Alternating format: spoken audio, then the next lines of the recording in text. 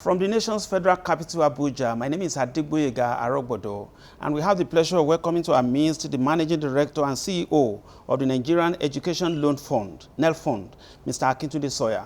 You're welcome to the program, sir. Thank you very much. Now, sir, let's look at Nelfund.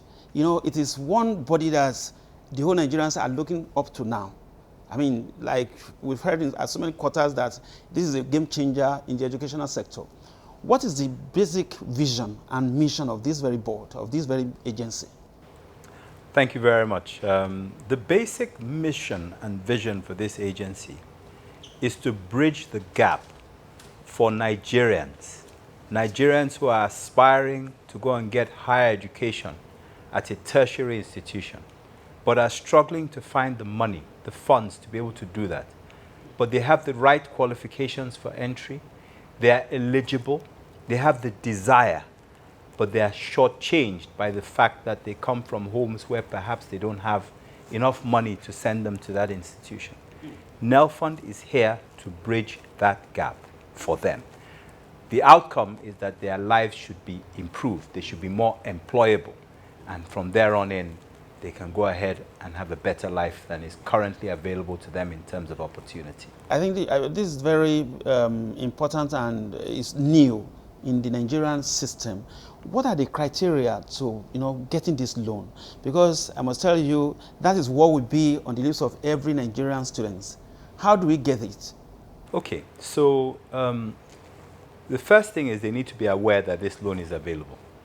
If you don't know this is available, you can't apply for it. This part of what we're doing here today is to make sure that everybody, or as many people as possible, are aware. Once you have awareness of the existence of this opportunity, then it's what do you want to do? What they need to do after that is go to the portal, www.nelf.gov.ng. Once you get to that portal, it's very clear what needs to happen. There's a first of all, you have to establish that you are a Nigerian and that you have a NIN. You have to establish that you have some sort of acceptance to an institution of higher learning, a tertiary institution of higher learning in an institution that is owned by government. Third, you have to have a JAMB number. So that JAMB number is really your access to the institution. You have to have a BVN, a bank verification number, to show that you are a part of the financial system and you'll be able to pay back and you'll be able to receive salaries into a bank account. And then, of course, finally, your ability to be able to apply for the loan, either because you're already in an institution or you've been accepted into one. All of those things marry up. NIN, BVN, JAMB, admission number, matric number, and the desire to actually want to get that education. Once you have all those things, really, in truth, the desire makes you apply, you can get the loan. Time frame of, me getting the assurance that the loan is ready for me. Okay, so let me just say one other thing very quickly from before, and that it is that we also look at your ability to be able to pay yourself. If you can't pay the institution yourself, we're more there for you than those who can. But to answer your question, if you apply for the loan today, we are endeavoring, in line with our guidelines, to be able to give you a response within 30 days. That response, we hope, for most people, will be yes, you are eligible for the loan, and therefore will give you the approval for the loan. In some cases, people are not eligible. You can't give everybody the loan because some people don't need it. Some people don't have the right credentials. They don't have the right eligibility. Or sometimes we will say, look, we have some questions we want to ask. Are you really a Nigerian? Are you really studying? Is this, are you really a priority for the nation in terms of where you are in your academic or employer career? We really need to understand that. But within 30 days, to answer your question, we will try to give you the response. When you get the value, isn't until you start at the institution. So if you apply for the loan today and we give you approval in 30 days, if your institution doesn't open or commence for entry till September, that's when you get the value, not 30 days after you've applied. Okay. So, one area that most Nigerians will be so cautious about is when it comes to the the Nigerian factor. That this loan, is it going to be sustainable?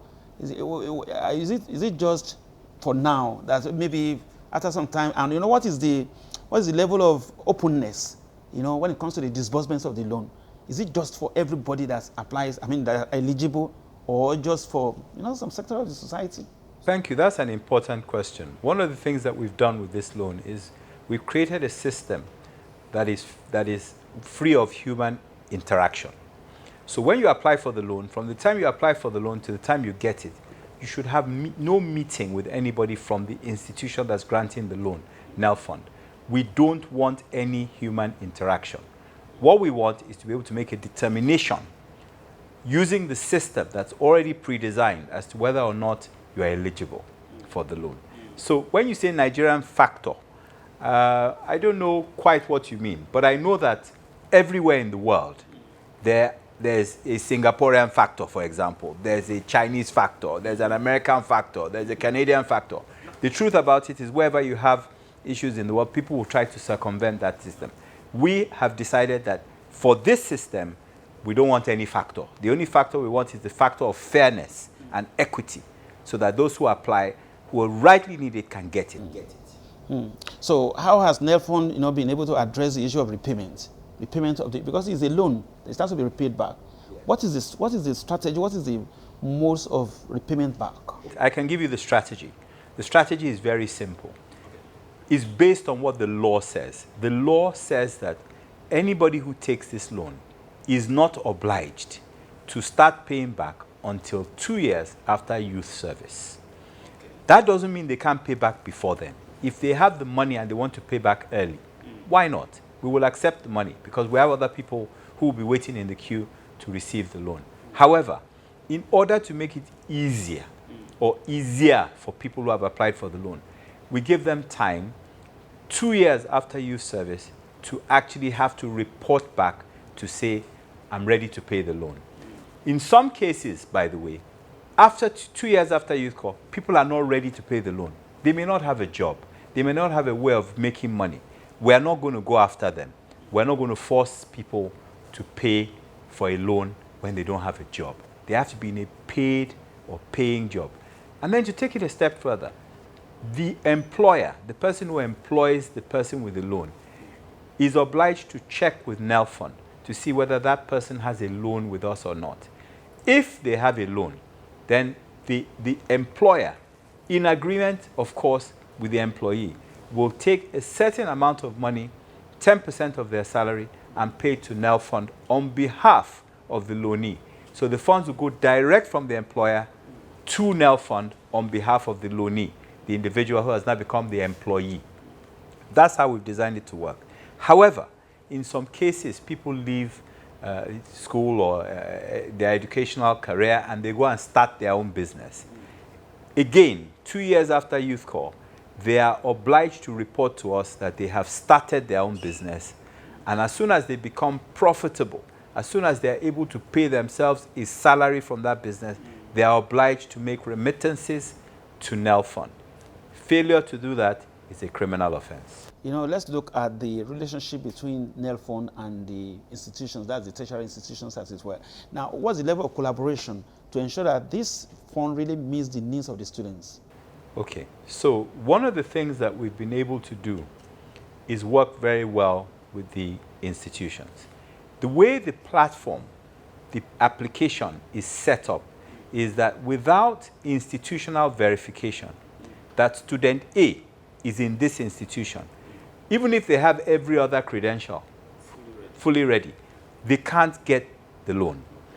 Couple of things going on here. First of all, we get authentication from the institution that that individual is studying or is about to commence a course of study at the institution. Secondly, the institution itself will receive funds directly from Nelfund. So they know that there's money coming on behalf of 1, 2, 3, 4, or 1,000 students. So it's in the best interest of the institution to get these funds on behalf of the students who apply, who are coming to their place of study. So there's a high level of collaboration. because everybody wins. Nelfund wins because we're looking to give these loans. Student wins because their education is assured and guaranteed as long as we're the ones providing the loans and making the payments directly to the institution. The institution wins because they've got guaranteed funding coming through to them. So, let's look at the sustainability again. Like, what is the level of your collaboration? Is it just from the government that the loan is coming from, or there are areas of linking up with the private sector and public sector? What's the strategy for this sustainability of this loan? So the sustainability of the fund, the government has pledged by law to provide into the fund 1% of all federation taxes. So the taxes that are being collected by the Federal Inland Revenue Service, 1% of those funds come to the fund, to the Nigerian Education Loan Fund.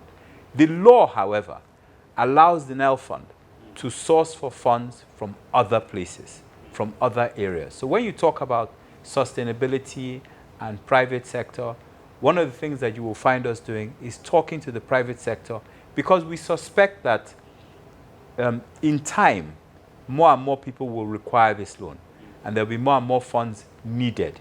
So rather than rely entirely on the Inland Revenue Service funds, we are going to be engaging with the private sector.